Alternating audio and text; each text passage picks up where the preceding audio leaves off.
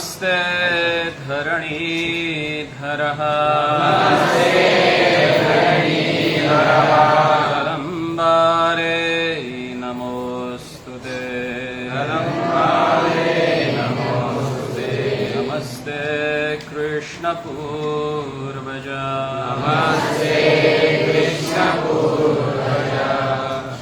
नमस्ते बलिनाम श्रेष्ठ. ज्यावेळी प्रभुपादांना 1971 मध्ये विचारलं की आपण वृंदावनमध्ये कुठले विग्रह स्थापन करणार आहोत, तर प्रभुपादांनी सांगितलं की हे कृष्ण बलराम आपण स्थापन करतो. सर्वांना आश्चर्य वाटलं की वृंदावनमध्ये कृष्ण बलराम का, कारण बरेच आपण जर पाहिलं तर 5500 मंदिर आहेत श्री राधाकृष्णांची तिथे. तर थोडस एक काहीतरी नाविन्य वैचित्र्य की जेणेकरून जे ब्रजवासी आहेत ते आकर्षित होईल. तर त्यासाठी प्रभुपादांनी कृष्ण बलरामांची स्थापना करायचं ठरवलं. आणि दुसरी सर्वात महत्वाची गोष्ट म्हणजे जिथं आपलं मंदिर आहे त्या भागाला काय म्हणलं जातं? रमणरती. रमणरती म्हणजे गर्गसंहितेमध्ये वर्णन केलंय की रम्यते इति सा, की ज्याच्यामध्ये आनंद प्राप्त होतो. ज्यावेळी भगवंत आपली गोचारण लीला करत होते आपल्या बालगोपालांसह, तर कुस्ती खेळण्यासाठी, त्याच्यानंतर काय म्हणतो मराठी शब्द थोडे आठवतो, लगोरी खेळण्यासाठी, तर त्या रमणरतीमध्ये भगवंत यायचे. तर दोघांनाही आनंद देणारी ती भूमी म्हणून रमणरतीला नाव जातं. आणि तिथेच प्रभुपादांनी कृष्ण बलरामांचं मंदिर स्थापन केलं आणि सांगितलं प्रत्येक भक्ताला की इथे तुम्ही येऊन बलरामांकडे प्रार्थना करा.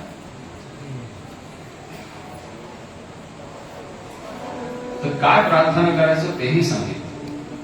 तर म्हणाले की आध्यात्मिक जीवनामध्ये आम्ही असमर्थ आहोत. कशामुळे? तर आमच्या हृदयात असलेल्या अनेक अनर्थांमुळे, गतजन्मात केलेल्या अनेक पातकांच्या स्वरूपात जी अनर्थ हृदयामध्ये निर्माण झालेली आहेत, त्या अनर्थांना आम्ही नष्ट करण्यासाठी असमर्थ आहोत. तर त्यांना नष्ट करण्याचं सामर्थ्य प्राप्त व्हावं म्हणून बलरामांकडे आम्हाला प्रार्थना करायची. आणि का करायची? तर नमस्ते बलिनाम श्रेष्ठ.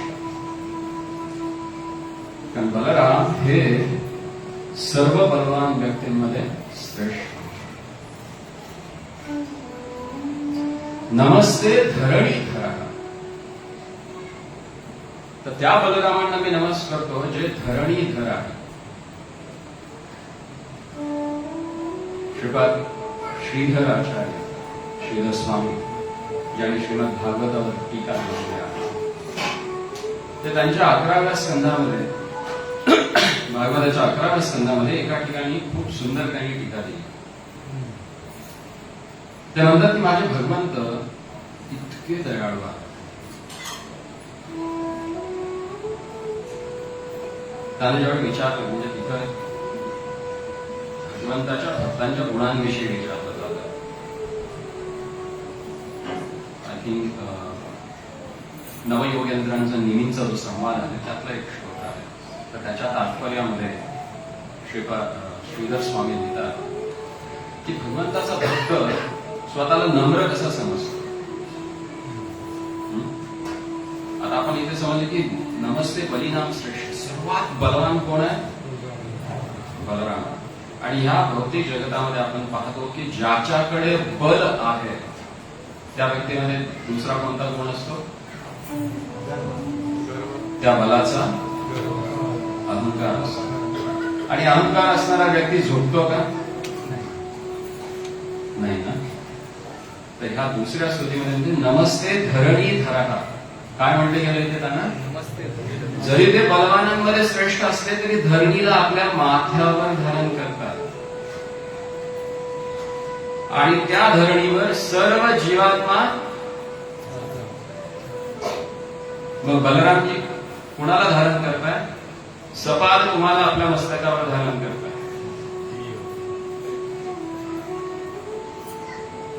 आणि भगवंताचे भक्त मनामध्ये हाच विचार करत असतात की ते जे भगवंताचे अग्रज आहेत. अग्रज या शब्दाचा अर्थ आहे अग्र म्हणजे पुढे आणि ज म्हणजे जन्मलेले. म्हणजे भगवंताच्या पहिल्यांदा म्हणजे त्यांचे मोठे भाऊ म्हणून जे जन्मलेले आहेत ते इतके नम्र आहेत. तर मग तुम्ही आणि काय असाल? कसला अभिमान बाळगायचा? आणि ते ज्यावेळी नित्यानंद प्रभू म्हणून येतात त्यावेळी त्यांचं वर्णन काय म्हणतात? अकरोध परमानंद नित्यानंद राय. ज्यांच्याकडे क्रोधच नाहीये त्यामुळे ते नित्य आनंदित आहे. आनंदी माणूस क्रोधी असतो का? आणि क्रोधी असणार आनंदित असतो का? तोही जळतो आणि दुसऱ्यालाही जळतो. आणि नित्यानंद प्रभू कसे आहे? नित्य आनंद राम. नित्य आनंदामध्ये रमणमान असणारे ते राम आणि तेच बलराम. आणि कोण आहेत ते? प्रलंबारे नमोस्तुते. कृष्ण संहिता जो भक्ती विनोद ठाकूरांचा अतिशय सुंदर ग्रंथ आहे आणि माझी विनंती आहे की आपण सर्वांनी तो वाचावा. कारण त्या ग्रंथामध्ये भगवंताच्या लीलेमध्ये जे जे असुर आले होते त्या असुरांचं द्योतक म्हणून एक एक अनर्थ आपल्या हृदयामध्ये आहे. त्या प्रत्येक अनर्थाचं द्योतक तो एक असुर आहे आणि त्या असुराची हत्या किंवा वध, हत्या म्हणतात नाही वध म्हणतात, वध जो आहे तो स्वतः भगवंतानी आणि बलरामानी केलेला आहे.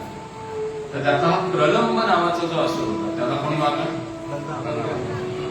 तर प्रलंब काय रिप्रेझेंट करतो? कशाचं द्योतक आहे? कशाचं प्रतिनिधित्व करतो? काय केलं होतं प्रलंबासुराने? गोपालकाचं रूप घेऊन आलं तोंडात घेतलं, मुखामध्ये घेतलं.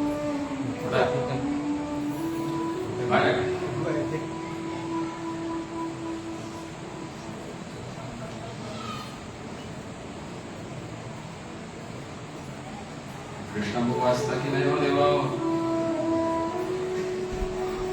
काय केलं होतं प्रलंब?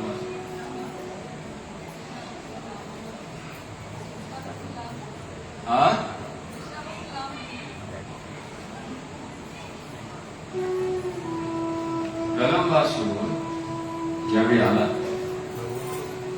त्याला भगवंताला तर मारायचं होतं. आलेला भगवंताला मारण्याची इच्छा आहे. मग त्याने इथं पाहिलं की त्याला मारायचं असेल तर आधी याला मारायला. बलरामाला म्हणून बलरामांना तो घेऊन खांद्यावर घेऊन पळून गेला. आणि काय केलं? मग आपलं खरं रूप प्रकट केलं आणि बलरामाने मग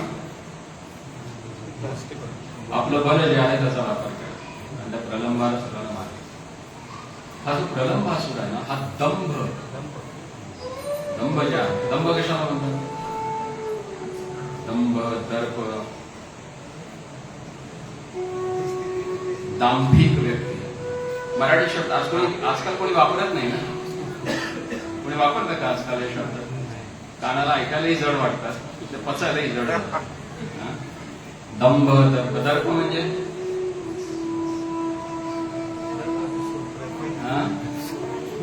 दंभाचा भाऊ.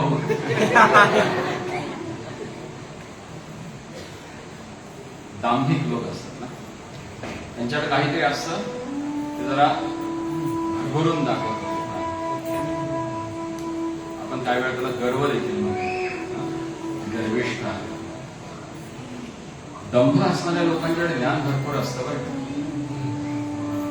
पण त्या ज्ञानाचा अयोग्य वापर करणारे लोक असतात.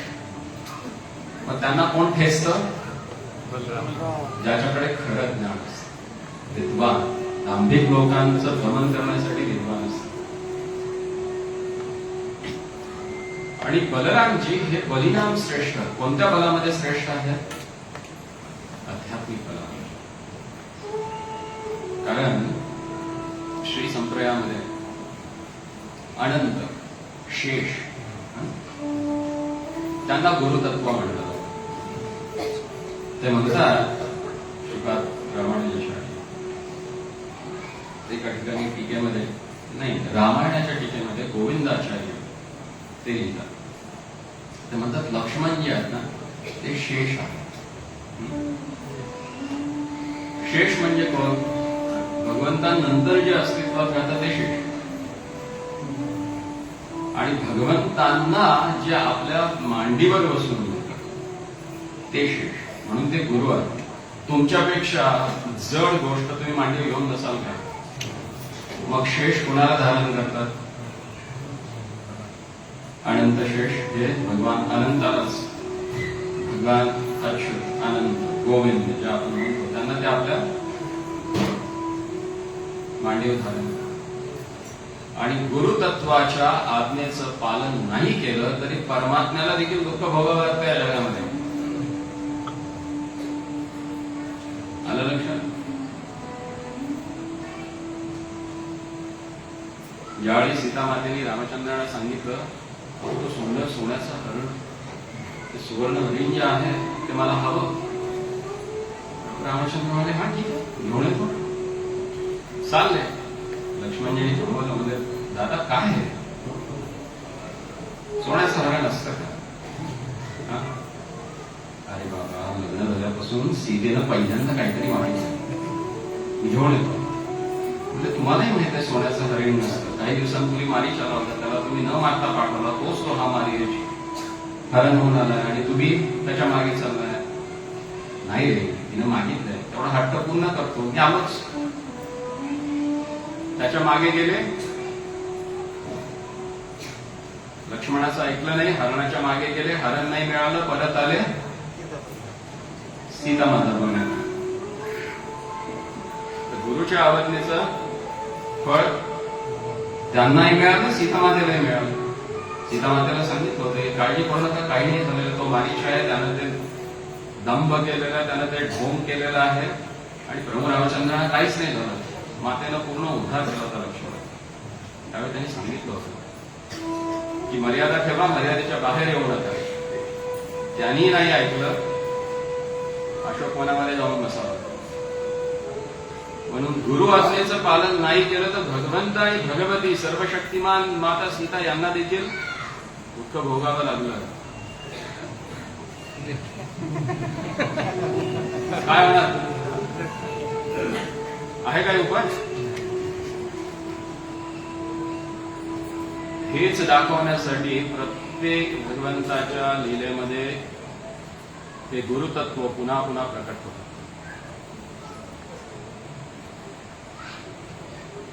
रामायणामध्ये त्यांनी ठरवलं की तुमच्या प्रत्येक आज्ञेचं पालन करून मला दुःखच भोगावं लागलंय आणि मी लहान असल्यामुळे मला तुमचं प्रत्येक वेळी ऐकावं लागलंय. म्हणून पुढचा अवतार घ्याल त्यावेळी मी मोठा होऊन येईल आणि तुम्हाला माझ्या पद्धतीनं किंवा माझ्या आज्ञेप्रमाणे वागावं लागेल. पण भागवताच्या पहिल्या श्लोकामध्ये भगवंताच्या गुणाचं वर्णन करताना काय सांगितलंय? अभिज्ञ स्वराट. अभिज्ञ म्हणजे त्यांना पहिल्यापासून कुणीच जाणत नाही. आणि ते कसे आहेत? स्वराट आहेत. ते छोटे मोठे होते किंवा मोठे मोठे होते, करतात ते जे पुन्हा करायचं असतं. म्हणून बलरामजी ज्यावेळी पहिल्यांदा आले, बलरामजींचं प्राकट्य गर्ग संहितेमध्ये खूप सुंदर रूपाने सांगितलं. माता रोहिणी या मथुरा आणि गोकुळ दोन्हीकडे येत जात होत्या. त्यामुळं वसुदेवांच्या सहवासात असल्यामुळे त्यांना देखील गर्भधारण होतं. ज्यावेळी त्या परत आल्या त्यावेळी देवकी मातेला देखील तिथे 6वा गर्भ 7वा गर्भ त्यांनी धारण केला. तोच गर्भ पुन्हा आकर्षित करून इकडे रोहिणी मातेच्या गर्भामध्ये आला. संकर्षण, आकर्षण. या जगामध्ये सगळ्यात मोठे एक आकर्षण आहे, ज्याला काय म्हणतो आपण, गुरुत्वाकर्षण, ग्रॅव्हिटी फोर्स, जो स्वतःकडे खेचून घेतो. येतो कुठून तो? कोण आहे खाली? कुणाच्या मस्तकावर पृथ्वी आहे? ते गुरुत्वाकर्षण कोणाच आहे? मग गुरुचं आकर्षण आहे, अनंत शेष. प्रत्येक जीवाला ते आपल्याकडे आकर्षित करून घेतात. कशासाठी? भगवंताच्या चरणाशी आश्रय प्राप्त व्हावा. कारण भगवंत आमचे इतके दयाळू आहे, जो कोणी त्यांच्या चरणांचा आश्रय घेतो त्याला उचलून आपल्या छातीशी घेतात. म्हणून विश्वनाथ चक्रवर्ती ठाकूर म्हणतात की माझ्यामध्ये नम्रता त्यामुळे येते प्रत्येक जीवाविषयी, कारण तो प्रत्येक जीव ज्यानं धरणीचा आश्रय घेतलेला आहे, ती धरणी म्हणजे भगवंतांची पत्नी आहे आणि ती भगवंताच्या वक्षस्थळावर नेहमी शोभित असते. तर प्रत्येक जीव कुठं आहे? मग भगवंताच्या वक्षस्थळावर आहे. मग अशा जीवाच्या प्रती मी अपराध करेन का? असा ज्याचा भाव आहे तो वैष्णव आहे का? सोपं वैष्णव म्हणून नाही. असे झालात तरच मागे जाणार, नाहीतर हे माझ्या मागण्या. बलरामांनी हे सर्वांना आध्यात्मिक परंपरा आणि त्या बळावरच आपण आपल्या आध्यात्मिक जीवनामध्ये आपली सर्व कार्य पूर्ण करू शकतो. आणि कृष्ण अग्रज आहे. आज देखील तुम्ही जगन्नाथपुरीमध्ये जर गेला आणि जगन्नाथांना काय जर सांगायचं असेल, 2008 मध्ये मला चांगला अनुभव आलेला आहे. जे मुख्य विद्यापती आहेत तिथे, एका भक्ताने त्यांच्याशी ओळख करून दिली आणि रथयात्रेच्या वेळी जगन्नाथाचा रथ पुढे गेला आणि पाठीमागे बलराम. तर त्यांनी मला वरती या वर गेलो रथावर आणि तिथेच बलरामजींच्या जवळ एक विग्रह आहे मदन मोहन. तो विग्रह केव्हापासून आहे त्या लोकांना देखील कल्पना नाही. म्हणजे तो अनादी काळापासून तिथे त्यांची वर्षे होते. जी काही आपले जसे उत्सव विग्रह आहेत दामोदरांचे, तसे जगन्नाथ, बलदेव आणि सुभद्रा यांचे उत्सव विग्रह ते मदन मोहन. तर त्यांनी त्यावेळी एक गोष्ट सांगितली, म्हणजे तुम्हाला काहीही जगन्नाथांना सांगायचं असेल तर इथे बलरामजींच्या कानात सांगायचं. इथे सांगितलं की तिथं ऐकू येतं. कारण ह्यांना जेवढी जीवांविषयी दया आहे तितकी कोणालाच नाही. त्यामुळे ज्यावेळी हे हा म्हणतात त्यावेळी ते ना म्हणू शकत. त्यामुळे जर कुठल्याही तुमच्या आध्यात्मिक किंवा भौतिक काहीही इच्छा असेल, पूर्ण व्हायची किंवा पूर्ण करून घ्यायची इच्छा असेल, तर मोठे दाऊजी जे आहेत त्यांच्याकडे जायचं. बलरामजींच्या अनेक लीला आहेत आणि प्रत्येक लीलेमध्ये ते भगवंताची महत्ता सांगतात. ज्यावेळी ब्रह्मविमोहन लीला झाली ना, त्या लीलेच्या वेळी माहिती काय झालं होतं?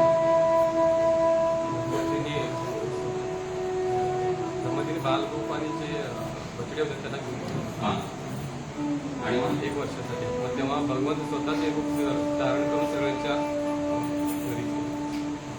मग तिथे बलरामजीचं पुढे बोललंय किंवा ज्या दिवशी ब्रह्माजीनं त्यांनी विमोहित केलं होतं त्या दिवशी बलराम जयंती होती आणि बलरामजी त्या दिवशी गोचारण लिहिण्यासाठी आले आणि त्याच दिवशी ही लीला सगळी झाली. पुन्हा 1 वर्ष ज्यावेळी झालं, त्यांचा नेक्स्ट बर्थडे ज्यावेळी आला, त्यावेळी बलरामजी मनामध्ये विचार करतात, ह्या पूर्ण वर्षभरामध्ये सगळ्या गोप बालकांची लग्न झाली. सगळे गोप बालक त्यांच्या आईवडिलांना इतके प्रिय आहे की जे प्रेम ते कृष्णाविषयी दाखवते त्यांच्या आईवडील, त्या सर्वांना ह्या त्यांच्या गोपबालकांविषयी इतकं प्रेम निर्माण झालं. सगळी गायी वासरं यांच्या एकमेकांमधलं जे प्रेम आहे त्याला काही सीमाच नाही. कसं होतंय सगळं? त्यांनी हळूच देवाला बाजूला घेतलं, म्हणजे खाना काय आहे, काय चाललंय? म्हणजे तुझ्या प्रत्येक लीला ह्या अशाच असतात, थोडं उलगडा करशील का? त्यावेळी भगवंत सांगतात की प्रत्येक गोपीची इच्छा होती की तिचा पती कृष्ण व्हावा.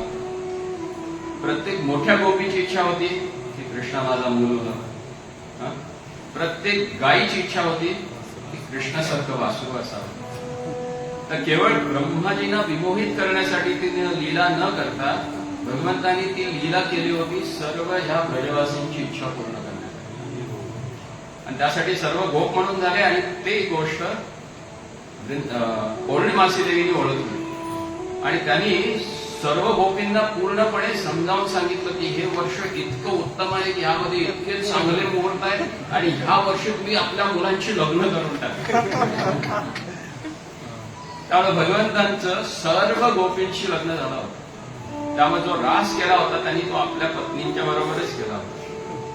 भगवंतांच्या प्रत्येक लीला गुणांचं दिव्य कारण असतं, आपण नाही ओळखू शकत. आणि त्या वर्षी सर्वांची लग्न झाली.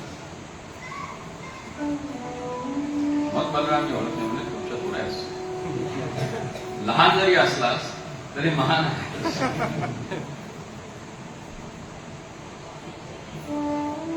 आणखी एकदा बलरामजी आपल्या वाढदिवसा दिवशी म्हणजे तू नेहमी पितांबर वगैरे घालून जातोस, म्हणले मी घालणारच आहे. पण त्यांनी ड्रेस चेंज केला आणि आले. त्या कार्टून मध्ये त्यांनी मधुमंगल दाखवलंय तिथे भगवंताचं. ऍक्च्युअली ते बलरामजी होते. बलरामजीने भगवंताचे वस्त्र धारण केले आणि केशीची लाभ खाऊन झाली.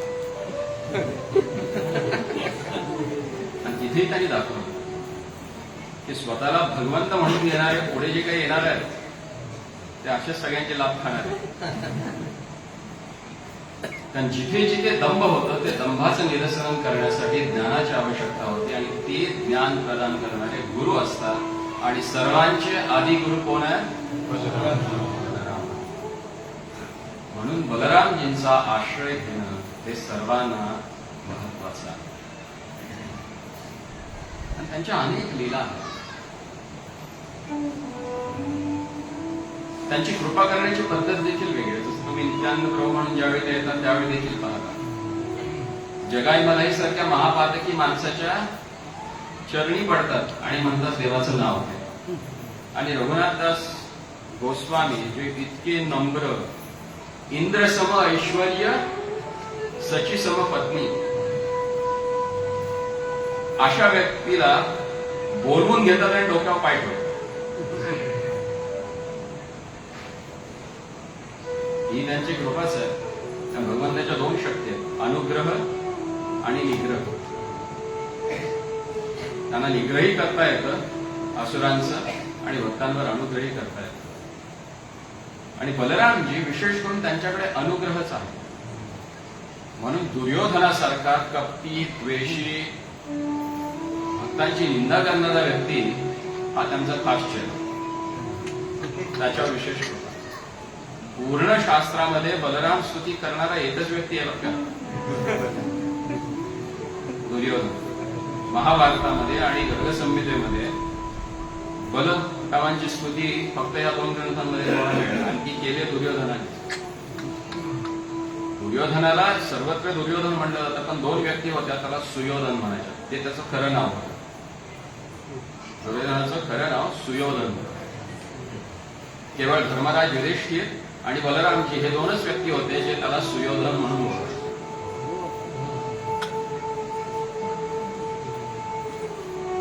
आणि ज्यावेळी कुरुक्षेत्राच्या युद्धाचा प्रसंग आला तेव्हा त्यांनी सांगितलं की मी कुठेही भाग नाही घेणार. आणि त्यांनी तीर्थाटन करायला सुरुवात केली. आणि तीर्थाटन करता करता ते अनेक ठिकाणी फिरले. आणि जिथे जिथे गेले तिथे त्यांनी भगवंताची भगवत्ता प्रस्थापित केली. आज जर तुम्ही उडपीला गेलात तर उडपीला 13 ते 11 किलोमीटर उडपीपासून एक समुद्र किनारपट्टीला मालपे नावाचं गाव आहे. मालपे बीच म्हणून आता प्रसिद्ध आहे. तर तिथे बलरामजींचं मंदिर आहे. जिथे बलराम बसलेले त्यांनी पायात त्यांच्या जोडे आहेत. कुठल्याही मंदिरामध्ये तुम्हाला असं नाही पाहायला मिळणार की भगवंताचा विग्रह जोड्यांमध्ये किंवा पायामध्ये त्यांनी शूज घातले. प्रत्येक ठिकाणी बेअरफूट असतात. पण तिथे बलरामजी पायात शूज घालून म्हणजे तीर्थाटन करून शांतपणे बसलेले असतात. अतिशय रम्य. पहा केव्हा द्वापार युगामध्ये आणि कलियुगामध्ये तिथेच त्या मालपे बीचवरच उडपी कृष्णात प्राप्त झाले. म्हणजे जिथे जिथे त्यांनी भगवंत पुन्हा कुठे प्रकट होऊन काय काय लीला होणार आहे त्या दर्शनासाठी त्या तीर्थयात्रेमध्ये आपली स्थानं बनवून. म्हणून भगवंत तुमच्या जीवनामध्ये याच्या आधी कोण येतं? गुरु आहे. आणि आधी गुरु कोण आहे? मग भगवंतांकडे जायचं असेल तर पहिल्यांदा कोणाचा आश्रय घ्यायला हवा. आणि तो कसा घेणार?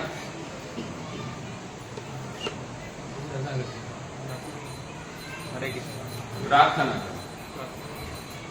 प्रभुपादांनी आपल्याला ही जी संस्था दिली आणि ह्या संस्थेमध्ये जी तत्व दिली आणि त्या तत्वांचा जो विधी दिला आहे त्या विधीमध्ये केवळ आणि केवळ एकच गोष्ट आहे, प्रार्थना. तुम्ही सकाळी उठल्यापासून रात्री झोपेपर्यंत जे काही करताय ते काय करताय? उठल्या उठल्या मंगलाचरण, आंघोळ करून पुन्हा देवाची पूजा करताना मंगलारती गाताना काय आहे त्याच्यामध्ये? प्रार्थना. त्याच्यानंतर नरसिंह आरती, तुलसी आरती, गुरु आरती, भागवतम. भागवतम मध्ये तो केवळ प्रार्थना भरलेला आहे. ऍक्च्युली माझा विचार होता की केवळ भागवताच्या प्रार्थनांवर आपण बोलतो. त्या 7 दिवसामध्ये 18,000 श्लोक तर होऊ शकणार नाही, पण जास्तीत जास्त प्रार्थना तरी कव्हर करू शकतो. की प्रत्येक अध्यायामध्ये प्रत्येक स्कंदामध्ये तुम्हाला वेगवेगळ्या प्रार्थना मिळतात. भगवंतांच्या वेगवेगळ्या भक्तांनी आपल्या स्थल काल परिस्थितीनुसार आपल्या ज्ञानानुसार भगवंताच्या प्रार्थना केलेल्या आहेत. त्या प्रार्थनांवर आपण चर्चा करू पुढचे 5 दिवस. कारण ते सर्वात महत्वाचं आहे. प्रार्थना कशी करावी? आपल्या गौडी आचार्यांनी 10 प्रकारच्या प्रार्थना सांगितल्या. किती? 10 प्रकार.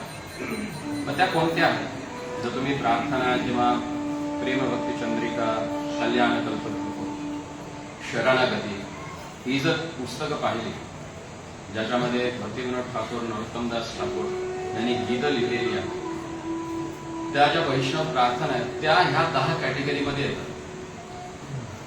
संप्रार्थनात्मिका आहेत, संबोधिका आहेत, त्याच्यानंतर लालसामयी आहेत. अशा बऱ्याच प्रकारच्या म्हणजे त्या ज्या 10 प्रार्थना आहेत त्या 10 कॅटेगरीमध्ये त्यांनी वेगवेगळी गीतं लिहून ठेवली. आणि प्रार्थनांची सुरुवातच होते गुरुवंदनेपासून. कुठलंही तुम्ही वैदिक कर्मकांड घ्या तर सर्वात पहिला जर कुणाकडे तुम्ही आज्ञा घेत असाल कुठल्याही कर्मकांडामध्ये तर श्री गुरुभ्यो नमः इथूनच सुरुवात. आणि आदि गुरु म्हणजे शेष. ज्यावेळी श्रीपाद रामानुजाचार्य यांना इथं प्राकट्य व्हायचं होतं त्यावेळी आता लक्ष्मी भगवंतांना तिला पाहावत नाही. म्हणजे काय चाललंय कलियुगामध्ये? लोक किती दांभिक झालेले आहेत. प्रत्येक ठिकाणी पाखंड वाढलेला आहे. त्यामुळे धर्माचं पालन कोणी करत नाही आहे, कोणीही तुमचा आश्रय घेत नाही. अशा लोकांना कोण आकर्षित करेल? कोणीतरी करायला हवं. आणि माता लक्ष्मी हे आईचं हृदय असल्यामुळे प्रत्येक संततीविषयी तिला काळजी होती. आपला तो काळ्या दुसऱ्याचं, आपला तो बाळ्या दुसऱ्याचं काळटा असं तिला सगळेच तुझे बाळ होते. जरी काळटं जरी असलं तरी तिच्यासाठी बाळच होतं. कुणीतरी जायला हवं. म्हणजे तुम्ही जा. भगवान मला जा, तुला तेवढी काळजी आहे तर तू जा. मी तर जाईनच, पण आणखी कोणीतरी प्रभावशाली व्यक्ती आहे. भगवंतांनी बरं नजर टाकली. तर अनंत शेष अनंत फलन करून म्हणले नाही, तुमच्यापासून दूर नाही, तुमच्यापासून दूर गेल्यानंतर फटक्या पडतात म्हणले आहे तेच नाही म्हणजे तूच वाचू शकतोय, कारण तुला माझ्याविषयी आकर्षण आहे आणि त्या आकर्षणानं तू सर्वांना माझ्याकडे खेचून घेऊन येशील. म्हणजे ठीक आहे मी जातो, पण एक अट आहे, मी ज्याला पाठवेन त्याला स्वीकारायचं. इथे मग बाकी काही कंडिशन्स नाही. म्हणून गुरूंचा आश्रय आवश्यक. हा मी सोळामाळा करतोय ना, भागवत वाचतो, 30 वर्ष झाली, मला काय गुरु करून घ्यायचं चाललंय ना. त्यांनी ते जे सांगतात तेच तर करतोयच ना मी.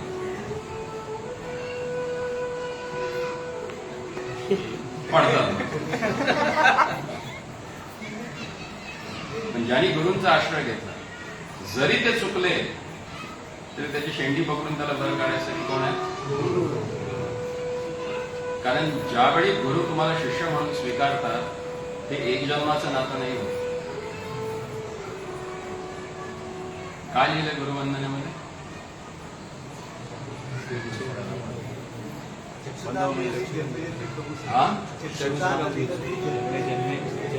जन्मे जन्मे प्रभू से. या जन्माचं नाही आहे. जोपर्यंत तुमचा उद्धार होत नाही तोपर्यंत तुमच्या मागे असतात की याला पुढे ढकलायचं कुठे.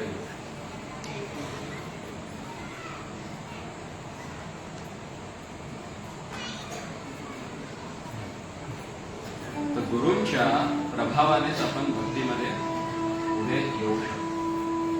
म्हणून ज्यांना भक्तीमध्ये प्रगती करायची आहे त्यांनी आदिगुरु बलरामांचा आश्रय घेणं आवश्यक आहे. आणि त्यांचेच प्रतिनिधी स्वरूप म्हणून वर्तमान गुरुवृंद आहे. जर त्यांच्या चरणांचा आश्रय घेतला तर त्यांच्या चरणांचा आश्रय मिळतो, आणि त्यांच्या चरणाचा आश्रय घेतला तर मग ते ज्याच्या खांद्यावर हात ठेवून उभे आहेत ना त्यांचा आश्रय मिळतो. प्रभुपादांनी एकदा प्रश्न विचारला की कृष्ण बलराम मध्ये बलवान कोण आहे? कोण आहे? बलराम आहे. बलरामांचा हात माझ्या खांद्यावर, कसे उभे आहेत ते? तुम्ही जनरली कुणाचा आधार घेता? जे तुमच्यापेक्षा बलवान आहेत मग इथेच ते दाखवतात. तुम्ही माझा आधार घ्या, मी बलिराम श्रेष्ठ आहे, पण माझा आधार कोण आहे? कृष्ण. त्यांच्या प्रत्येक कृतीतून भगवंताची कीर्ती जी आहे त्याचाच प्रचार आहे. म्हणून काय प्रार्थना करायची त्यांना? नमस्ते बलिराम श्रेष्ठ,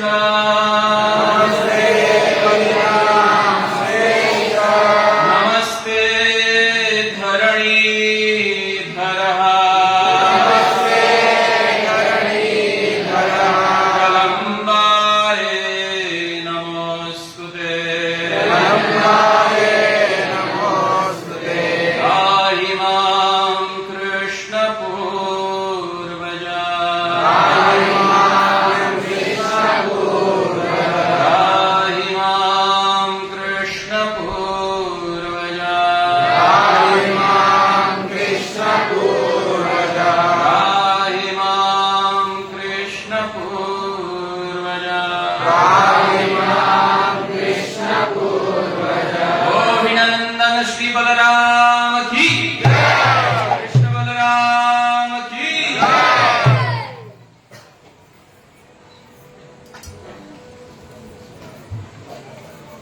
श्री कृष्ण जन्माष्टमी महामहोत्सव की. बलराम